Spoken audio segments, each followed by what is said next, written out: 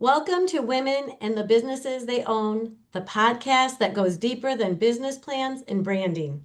I'm Sherry Hooper at Summit Wealth Partners, and I sit down with powerful women entrepreneurs to explore what it really takes to build something bold, beautiful, and on your own. I ask the questions others don't, and questions that spark truth, honor, complexity, and celebrate what it really means to lead as a woman in business and in life. So let's get into it. Hi, Kelly. Hi, Sherry. How are you? Very good. Can we, as we get started, will you just let everybody know, all of our listeners here, tell us a little bit about yourself, both personally and professionally? Sure. I am a mother to two beautiful kids. They are twins, boy and girl. And they are getting ready my daughter is getting ready to venture off to college. My son is now full-time working in the employment. Um, he's doing something that he loves. So I'm super proud of them. I have been in the insurance industry for next year will be my 20th year. So it's amazing how time flies, not only in your career, but with your family and lots of different changes and things happening in my world. So lots of things to prepare for with the daughter going to college. I guess so. Wait a second. So, what I heard was, or if I remember correctly, your twins are 20. They are. So, first of all, you don't look like you could have 20-year-old twins at all. Oh, thank you. Yeah. And you just said you're 20 years in the insurance industry. So, you That's right. basically had twins and then started Went right your in. career. That's right. What was I mean, how did you manage that little tidbit? Like, how did you have that daycare opportunity or working full time? What was that? Oh, well, back then, we were both self-employed at that point. I remember when I found out I was having the twins, that was when my husband was kind of making a decision to change career paths and go self-employed. And I thought, oh my goodness, right before we have these twins, you're going to try and go off and start a business. But he managed to make that work. And so I actually went to work for our health insurance benefits, believe it or not. Okay. Um, so yeah, and then one thing kind of led to the next. I started my career just working as like an administrative assistant for a gentleman who was a employee benefit broker at a small insurance agency here locally.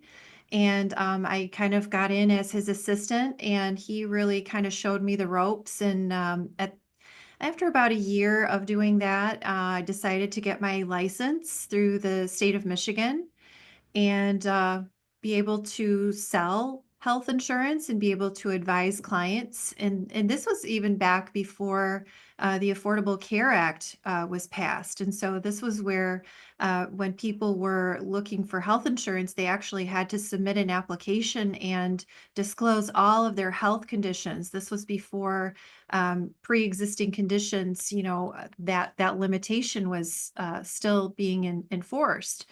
And so, boy, that was a process, just going through that, the licensing, kind of learning the ropes.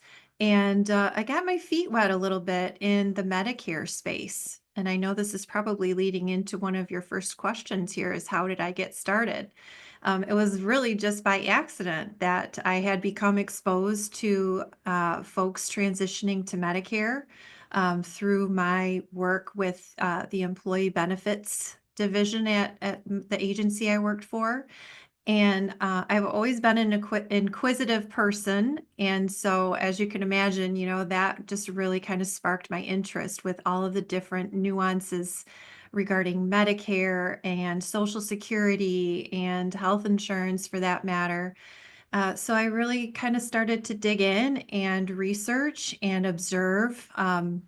The agents that I had worked alongside, I would sit in appointments and just listen and learn how to conduct an appointment with prospective clients. And of course, you're extremely nervous the first time you do it all by yourself. But Right. I managed to get through that unscathed. And just kept going with that, and I really grew fond of that, especially when you encounter clients that may be experiencing some problems or difficulty or complicated scenarios that you're able to kind of help hold their hand and walk through that with them and help offer solutions to them, and just kind of seeing the gratefulness is so rewarding in the end when you're able to, make somebody's journey a little bit easier. Yeah, I So find that to be the same. Because it's funny when I'm this kind of just a little funny, but you get home and it's like nobody's at the door greeting you and saying, "Hey, mom, how was your yeah, day?" Or, "What did you do today?" Or, you get a little love from your dog. We all have dogs because they're right there. They're just yeah, yeah, unconditional tried love, and but true, yeah. yeah, but no one, not any other human is at that door going, Right. "Hey," So that Right. is one thing that, when you're in the profession that you love and then it's not work, right? We get to truly serve people, our clients, and it is really rewarding. I love Yeah, you yeah. also mentioned a gentleman, you didn't say his name, somebody that you worked with at the original agency. Would you Mhm. consider him more of a mentor? He was. He was. Okay. He has since retired. He was also local here. Okay. That agency that I started with, he was kind of like a father figure to me, Oh, that's and that he really kind of never treated me as anything but a very smart, um, you know, woman who had lots of potential, and so I'm very grateful to him for that. And then since then, he, I believe, had some health issues and retired. And that small little agency that I started with ended up selling, so they're no longer around anymore.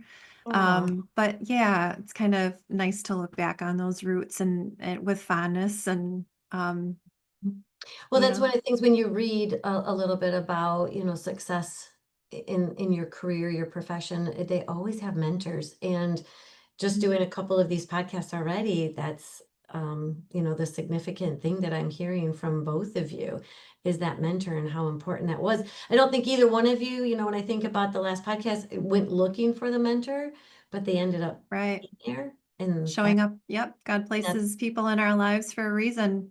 absolutely, and it was in both of your beginnings, so I love hearing that. Hmm. Now, the other thing would be is it sounds like you went full-time right away, so Hmm. then, you had to kinda do that professional thing all day long and really use that inquisitive mind and learn and grow through the insurance industry. Then you jump in the car and go to daycare, I'm assuming, and pick up your Yeah, twin baby, twins. Yeah. and life must have been a little crazy at home there It for a was. I while. remember, with the two of them, one would be digging their fingers in the potted plant. The other one would be rolling out the toilet paper into the living room, or, dumping a whole box of Cheerios on the floor. And it's like, I mean, did you ever just sit down in the chaos and maybe I laugh a think, little I bit? think every mother does at one You have point, to. right?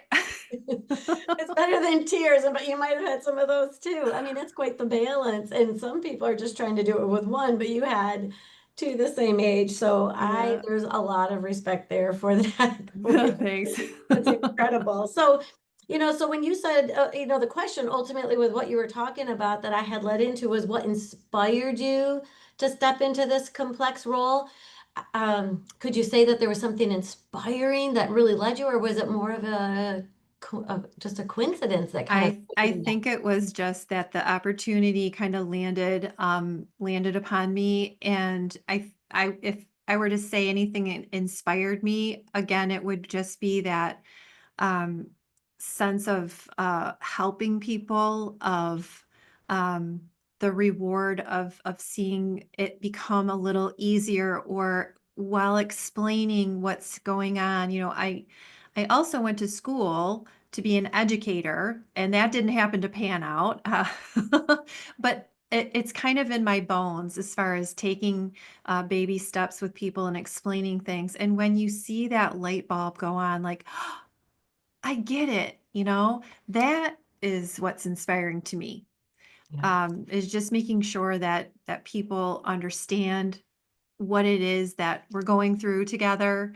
Um, and empowering them so that once they do kind of grasp the concept, that they can kind of run with it then, and not have to rely. I'm not saying that I will always be here for clients if they need my assistance, but a lot of them then, after a few years of going through this with me, they become pretty self-sufficient, and it's kind of like watching your kids go off, as I'm doing right now, is um, and when they feel that sense of empowerment, and they get it, then they're able to share that information with others, or maybe even, pass my name along if they need somebody to explain it to them again. So again, I think the reward is just knowing that, um, the things that we go through, or the assistance that, I'm able to provide or explain how this works,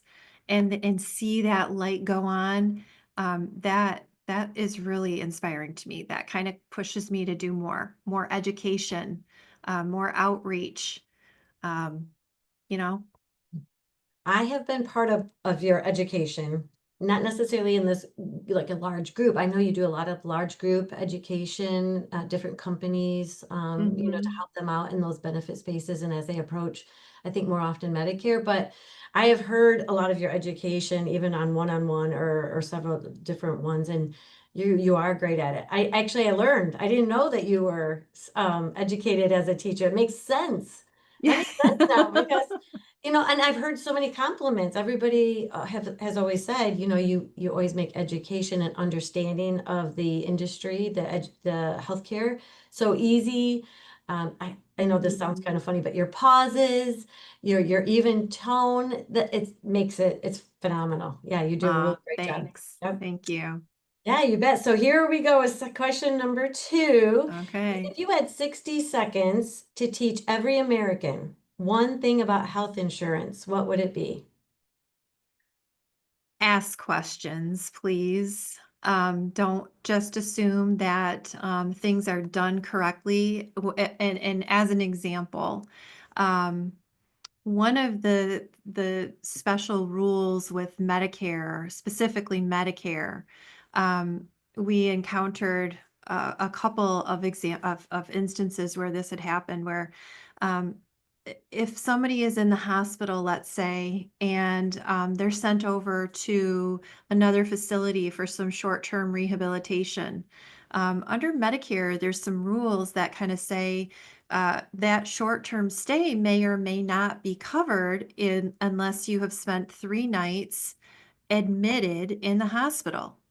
Now, these days, it's very, very difficult to be admitted. A patient needs to meet certain criteria, in order to be, um, formally admitted. And a lot of times people feel like they're in the hospital, maybe admitted. They may be dressed in a gown and plopped in a bed and spend the night or two, but they're outpatient. And so it's always, smart to kind of know your status, ask questions. Also, gosh, very, very common, is that, a client of ours, a Medicare client or a health insurance client, may get a bill from a doctor's appointment that, may be inaccurate. And so if there's any surprises on those kinds of things, it's always best to point it out and dig in and ask. Because many times when we become involved in that process, we may uncover that, oh, the billing office didn't code it correctly, or it was sent through to their old insurance and not their current insurance. And that's why the claim was denied. So just lots of problem solving, and um, yeah, just ask questions. Be very inquisitive as well. Um, you know, when you're visiting with your doctor, these days, those visits are pretty limited in duration as far as, how long you actually get to talk to your doctor. So maybe be prepared, when you go in for those visits, to have some questions to ask. Um, Before, so you don't get there, and you're on the spot, and then you're in and out, and you forget.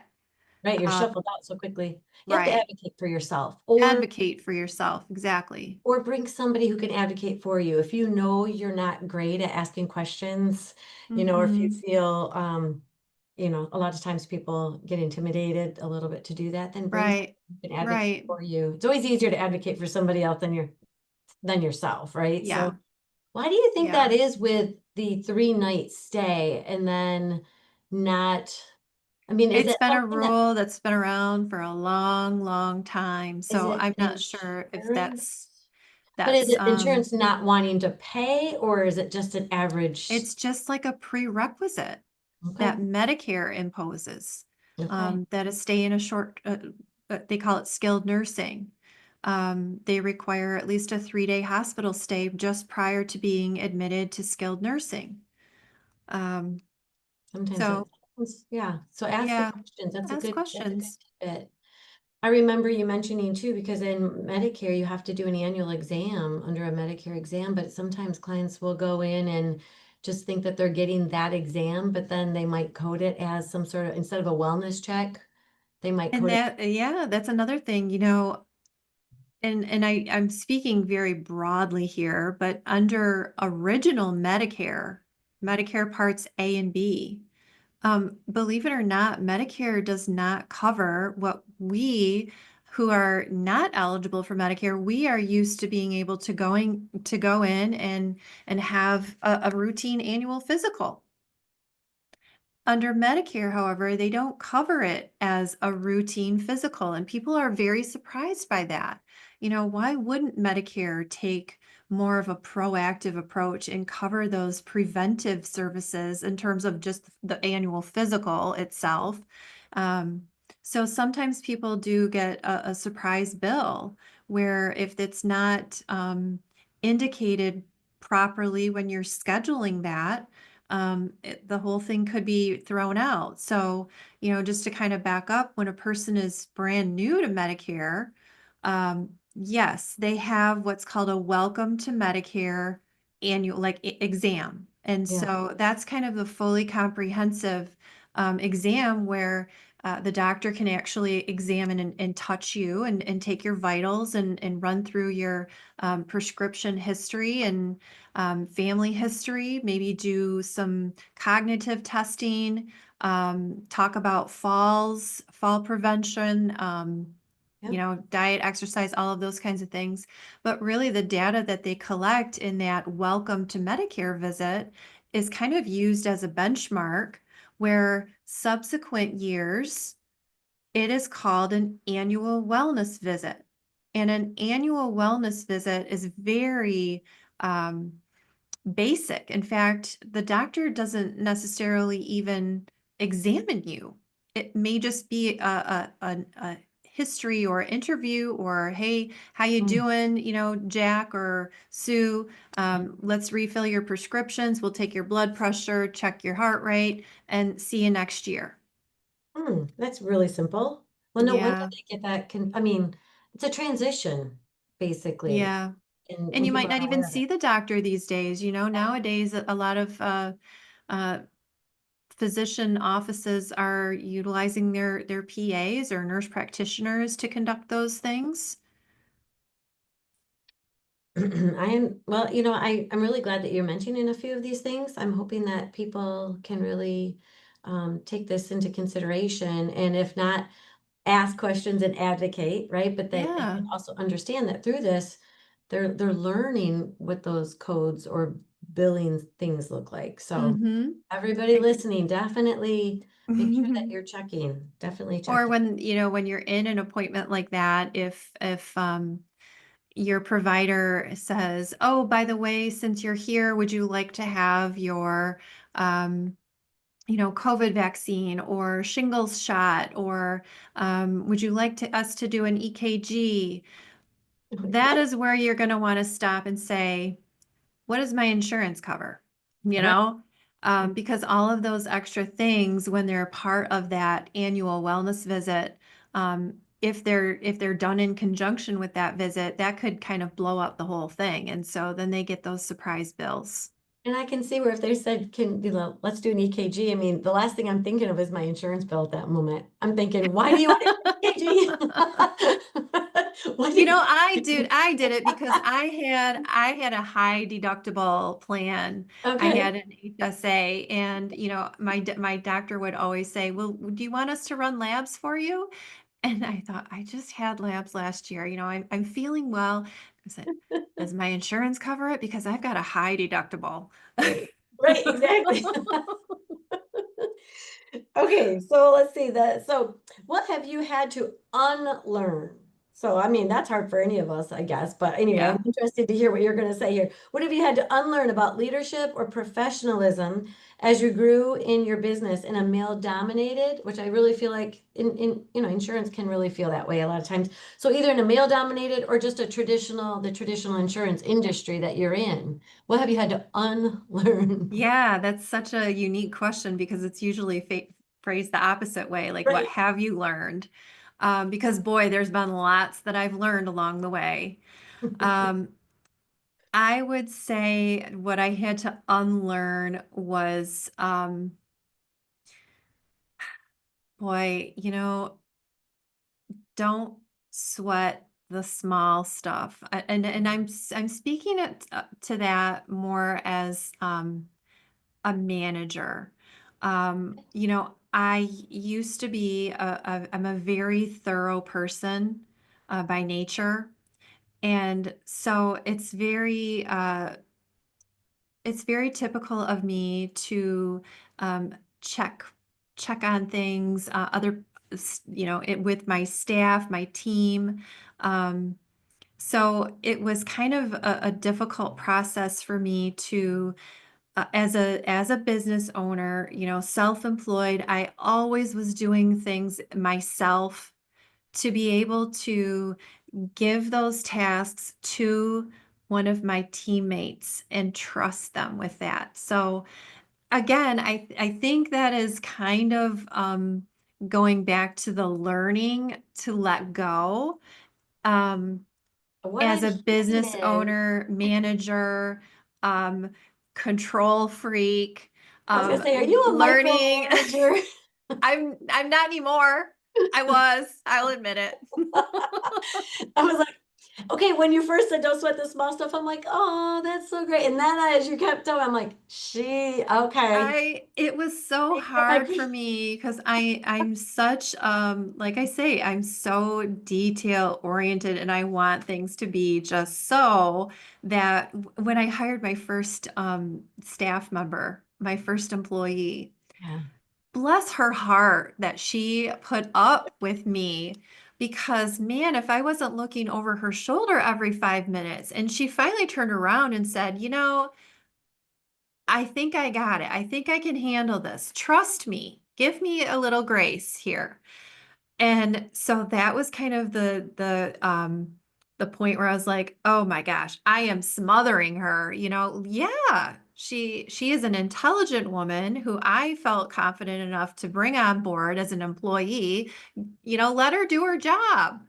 So A balance. I get it because I'm feeling it from both sides a little bit, right? So, I mean, it's really hard when you put yourself out to your brand new business, right? When you're launching it, there's a lot at stake. There's a lot of it's your responsibility. baby. There's a lot of liability, and then it's Right. part of your personality trait that you're balancing too, because there's certain service levels that you want for your clients, and Right. and Right. so, and you're trying to relay this to your employees and then expect them to feel the same way you do. Nobody's going to feel that same sense of service or Right. responsibility to the Well, and client. So, it's the understanding that there is, um, she wasn't a clone of me. As much as I wanted a clone of me, I had to kind of embrace that she may have done things a little differently, but they were still done with compassion and thoroughness. She may not have said things the way that I said them, but she said them right. It was just different than me. And so, kind of letting go of that and understanding that, hey, yes, this is my baby, and I want things to roll a certain way, but to give her a chance. And I think that once I did kind of back off a little bit and give her a little bit more ownership of what she was doing and the tasks that I wanted her to do, boy, did she soar. She soared, and so then I came to kind of rely on her, Oh, good. to yeah. Yeah, we were a good team. We were a good If team at that point. so, once you get more comfortable, you can really give your employees that room to To grow, I guess, or to grow. to learn their own job, but then bring their own strengths, talents, to that position. I think you That's a also great way to say it. Exactly. then they can really Mhm. help out the business in ways that you didn't know that either they could Right. or you didn't know you needed. They may have strengths in other areas that I don't, and so, yeah, we compromise, or oh, what do I wanna say? We complement each other. Complement each other like Mhm. salt and pepper. Yeah, exactly. That's always look at. Yeah. So I mean, it's kind of nice to be able to do that. And I'm really glad that, that first employee, really did teach me a lot. And so as the agency is growing and we're hiring more team members that come in with very diverse personalities, that has really helped me to be a lot more understanding, compassionate, um, you know, feeling Mhm. comfortable delegating and trusting. Um, I and I've think, been pleasantly surprised. So, yeah. Well, I think this is a great time too. If you don't mind, share. I can see kind of the name of the business. Can you share the name of your business? And yeah, I know that you just moved. Kind of talk about your location and maybe just introduce even who those team members are and what they do in your agency. sure, sure. Well, so as you know, I got started. This is the sixth year of since Voyage Benefits was born. And I got my start, of course, in a very tiny little office. That was a really great experience, though, in your office there, that kind of got my roots, my seeds planted there. I named the company Voyage Benefits just because it truly is a voyage. A lot of the clients that we work with are coming from working full time, maybe preparing to retire, and throughout their career. As their medical benefits have been provided by their employer, they really haven't had to do much shopping for health insurance. Your employer kind of gives you maybe three choices to pick from, and you go with that, and the price is what it is. Um, so leaving kind of the security, as I believe the security of that, into transitioning into something that is so overwhelming sometimes. There are so many different nuances. There's all these different things that are out there that people talk about, penalties and that, this and that. So I named it the agency Voyage Benefits because we really want to help navigate through that transition, and I don't know, be your captain in that journey. It's kind Yeah, of the next adventure I in your love that. life, in that How you said that. retirement. Yep. It's a voyage into that next adventure. Mm. I love that. I know that you would put a lot of thought into that when you were trying to come up with just that right name. It Yeah. speaks volumes. I think that should definitely, hopefully, that is part of you when you get a chance, you got to share that with new clients or through that education process. I think that really, Okay. yeah, that's really awesome. So Yeah. I know that you moved from that little office, and I will say it was kind of butted up to the golf course. We had a decent It view. was a it was a very nice view. Very We had a nice great view. view. Yeah, yeah, I love that office. But anyway, we're both in different locations at this point. When you Uh-huh. first moved, though, you've already moved again because you needed more space. Tell us a little bit about your office. Oh goodness, it's amazing to us. We do have the extra space now. So the first time we moved into a different building. So brand new suite. but it was tiny. And as a small business owner, when you're just kind of getting your business ramped up, you worry so much about um, the investment in something like that. It was all coming out of my pocket, and I didn't want to overextend myself. And so we kind of took baby steps as we grew. Just so you just never know how your business is going to grow, or hopefully not go the opposite way. Mhm. So thankfully, we grew and went from one location. Then we talked to, we were only about halfway through our lease at that point when we were feeling a little crowded in that suite. So I had a conversation with our landlord and said, "Hey, I don't know if we can, we've got to hire a couple more people and we don't have anywhere to put them. Is there a solution maybe that you can help us out with so that we don't get dinged with, having to break our lease and go somewhere else?" And so he was very gracious with us. He actually owns a couple different buildings on Cascade Road, and said, "I don't have any vacancy right now, but I do know that this big, huge suite up at the front of the building is going to become available." And he showed me through it, and I thought, "Oh my goodness, this is way too big." So, and it was way too expensive. And Yeah, so he said, "Well, here, how about this idea? If I can find another tenant, what we can do is kind of make some modifications. We'll call in a contractor and we'll split it up into two suites." perfect. And so, yeah, that he did that for me. He found another tenant. He went through and did all of the build outs for us. And so, yeah, I was able to not have any kind of lease implications. And That we is love perfect. it here. Yeah, I used to actually be in um, a office, actually my last two offices, no window. So You finally got when I you was made literally in four walls all day it. long. You know you've made it when you get a I made it. window. I got a window. You actually have the corner office, don't you? Yes. Yeah, I've got two windows. I think that's great. So you probably have what, 4 or 5 different offices, a couple of conference rooms, and a wonderful front entrance, that foyer area for clients and Yeah. reception. So it's beautiful. And the Yeah. beautiful logo there behind you. Yeah. Yep. So So now we've here, got Kristen oh yeah, King, who is we call her our director of first impressions. of course. She's amazing. She sits up at the front desk, and oh my gosh, she does so much for us. She answers the phone, she schedules our appointments, she orders our supplies.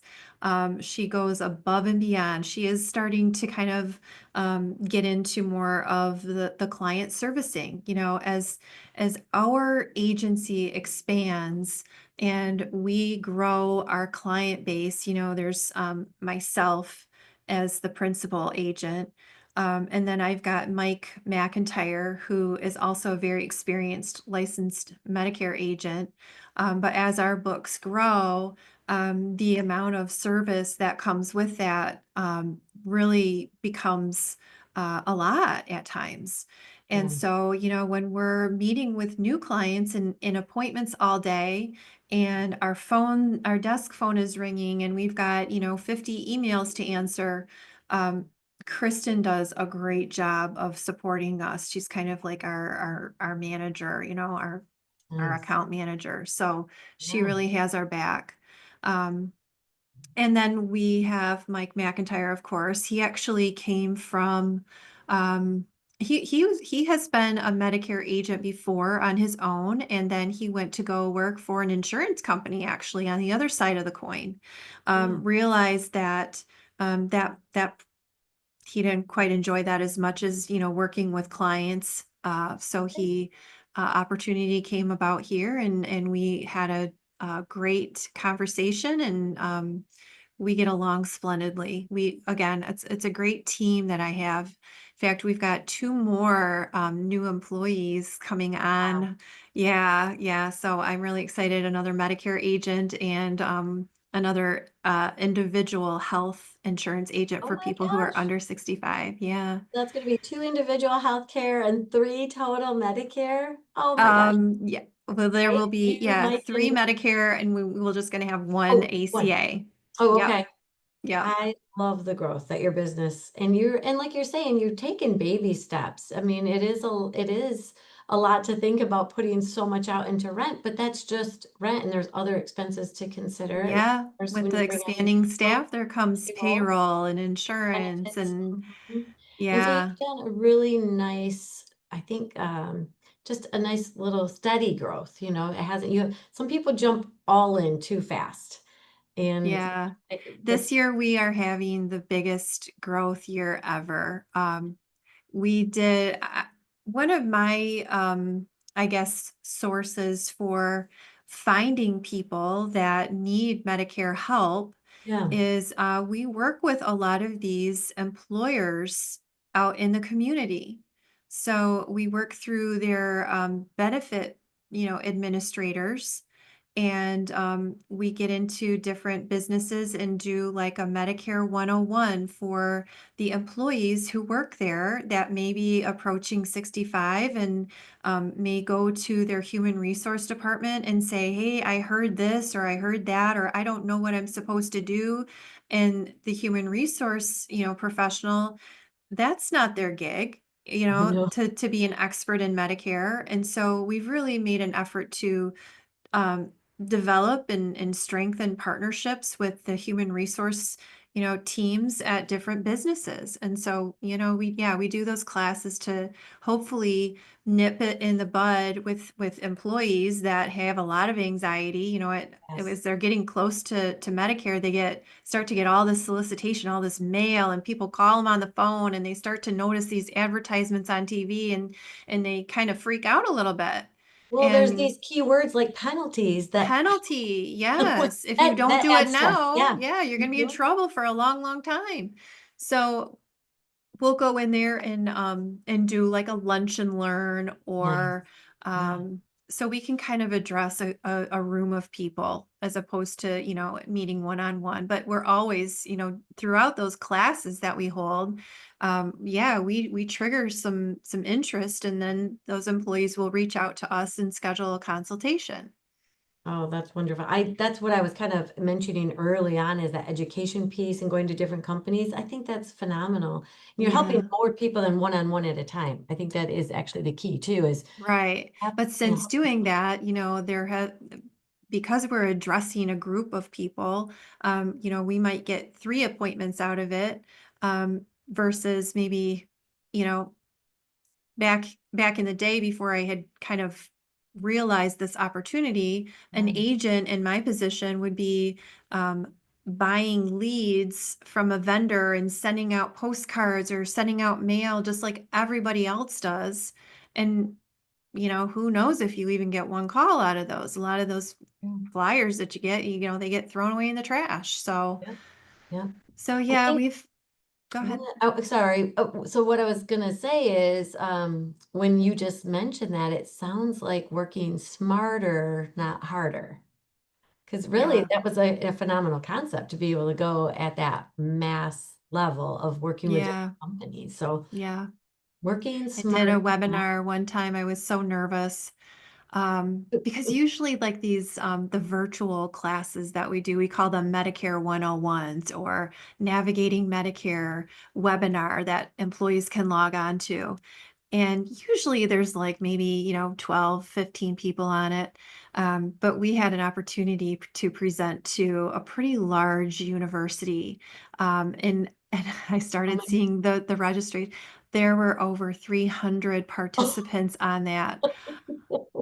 Thankfully, I know my stuff well enough that I can just Yes, kind you of do. go through it, and I wasn't too burdened by the nerves that I had presenting to that many people.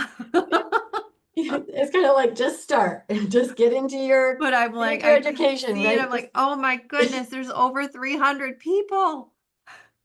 And then I started to get all up in myself, and in my coworker, he's like, you're gonna do great. you're gonna do And great. I did. It was fine.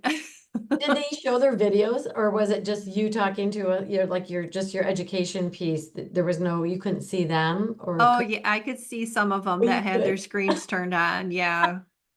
That's a Yeah. major Brady Bunch right there. It was major. Yeah, it was a big one. But as a result, after that Medicare webinar, boy, did we get so we Oh, got that's a, bombarded with phone calls, yeah. which is great. It's a great thing. Well, But you we did a great need job, and of course they're gonna call. Yeah, but we need to have, quality people on hand to and so that in itself is kind of a scary thing investing in staff and payroll and things like that, but we're actually doing really good in that front. Well, I don't know how you keep finding such wonderful team members, but you do have a great team and now two more. I can't wait to meet them, but Yeah. that's phenomenal. But here's a Yeah. question I've been waiting for. This is my Okay. favorite one. Okay. So, how would the Medicare system look different if it were designed by a woman? Yeah, I love that question. Me So too. So, what do you I got? thought and thought and thought, and I'm like, well, maybe a woman did have a hand in it. We don't know Oh, who's up in the, yeah, powers true. that Fair be enough. that developed Medicare, but um, I would say that if with more female, um, oh, what do I want to say? More female influence on such a regulated program. I would think that there'd be more emphasis on um, caregiver support. So many times, we meet with clients who are just trying to balance not only taking care of their own family, but now also taking care of aging parents and how complicated that system is to try to find, assisted living or memory care or um, all of that. So I know that there are resources out there, but I guess I would find it much more easy to maneuver in that space if there was a little bit more education by from CMS or um, support benefits. But we shall see how the Medicare program changes and evolves over the next few years too. We're seeing some really great things happen, and on the trade-off, it's all kind of a compromise. But I would really like to see that enhanced caregiver support.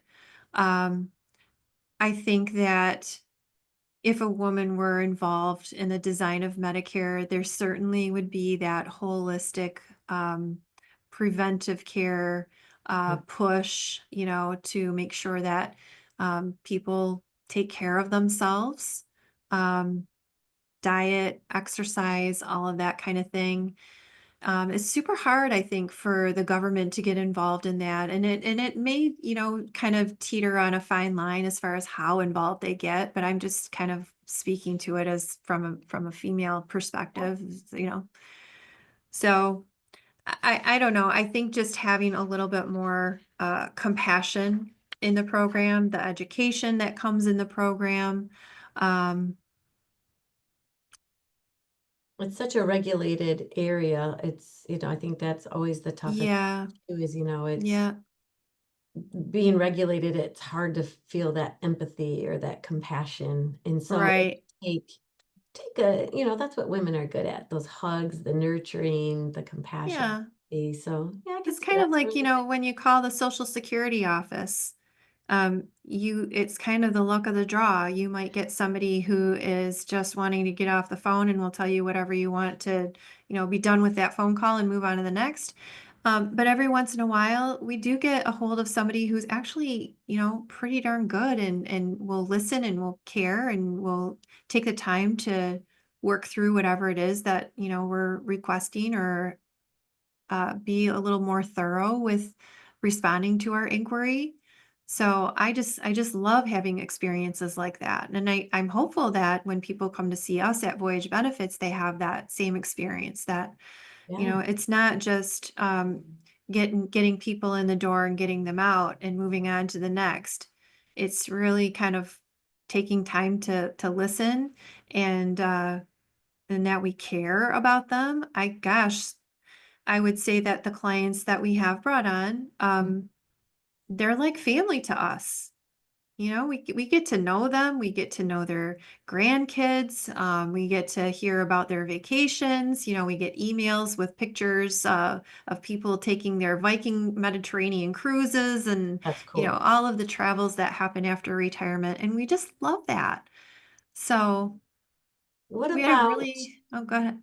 well, I was going to say, because you're mentioning like how involved you are with your clients and those relationships that are built, even to the point of pictures. So are Mm-hmm. you, well, you know, one thing I read quite a bit is that sandwich generation. Do you Mm. find that our age group is involved with their parents, the ones that are going on Medicare, but then they still have their own children? Is that a reality that you are seeing more and more people having to Oh, take yeah, both absolutely. aspects? Absolutely, yes. Yeah. I think that maybe it might even get a little more difficult because, you know, the baby boomers, I think, had those long-term care policies that were pretty popular back then. And I think today there's so many those long-term care policies because of the cost of care has risen so dramatically. Long-term care is something that a lot of people don't really buy insurance for, but it helps. It could help, I should say, depending on the circumstances. But we don't see a lot of that. So a lot of times, because there's no funding for a parent to, you know, stay in a nursing home, a lot of times their kids, maybe in their 50s or even 60s, are driving back and forth to mom's house to make sure that she's eaten, that she's gotten out of bed, that she's taken her medications. Um, you That's, know, yeah. they were Well, so. they're taking care of them. Yeah. Or I thought even you might say that they were moving in. So then you had Or grandma, moving in. you, and their grandkids, so to speak, their own kids. Yeah. Right, right. Yeah. You know, it kind of takes a whole family to help out sometimes. Yeah, yeah. So we have one last question before we hit that lightning round that I had mentioned to you. It's if you could go back and whisper one piece of advice to yourself on the day you launched your business, Uh-huh. what would it be? So go back, well, I guess you could just go back 6 years if you want to, but even further back, you've been in the industry for 20 years, as you mentioned. So, Yeah, yeah. Gosh, and there's so many things that you just don't know when you're starting off. You don't know if you're going to have success or failure. Or I mean, I think that I had a good enough foundation that I knew that I could do it. Otherwise, I wouldn't have tried. I thought that I could do it. But one thing that I would whisper to myself is um, have more confidence in yourself. You know, I think that because of that unknown and the personality type that I am, where I like things to be, I like to know what to expect. And going into something where that is absolutely impossible, only God knows what's going to happen. You know, you put the work in, but so my piece of advice: don't doubt yourself so much. Don't question it so much. Have some confidence. Go all in, and I did to an extent, but I still had those doubts. I wish that I would have seen where I am today back then. right. Well, You sure. know. They always, you could take the inform like the knowledge we have today, you know, and go back Right. to our, I don't know, early 30s even and be able to use Right. it. Phenomenal. That'd be great. I think this might be the toughest question that I'm going to have for you. Maybe it would be tough for me, but I love your answer. Have more confidence. How do you go about getting it? Yeah. I think it's just, you know, affirmation. Um, Having the time back then, you kind of have some time to really do a lot of like planning. Like I did my whole website all by myself. I am not a web designer, but I spent hours and hours, you know, making that website. Um, Hours and hours just typing out emails to anybody and everybody I could think of that, and even some people that I didn't know, um, try and put myself out there.